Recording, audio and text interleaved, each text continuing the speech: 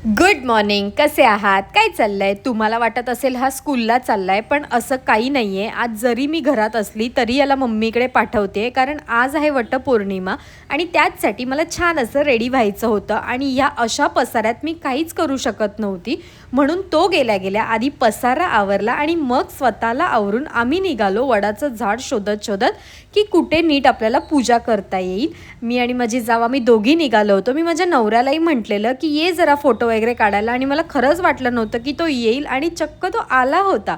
वटपौर्णिमा करणाऱ्यांना खूप बायकांचे वेगवेगळे प्रकार असतात. पहिला म्हणजे ज्यांना आपल्या नवऱ्यावरती ना खरंच मनापासून खूप प्रेम असतं आणि त्यांना सातही जन्मी तोच नवरा हवा असतो.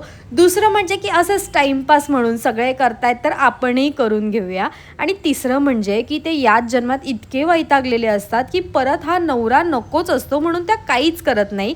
आणि लास्ट म्हणजे आजकाल जे काही चालू आहे मुलींचं, की मी नाही विश्वास ठेवत या सगळ्यावर, सो मी काहीच नाही करणार आणि काय बायकोलाच गरज असते का नवऱ्याची, तो नाही काय करत तर मी कशाला करू, असं बोलणार आहे.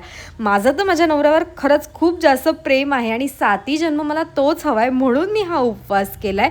तुम्ही कशासाठी हा उपवास केला आहे मला कमेंटमध्ये नक्की सांगा. Okay, bye.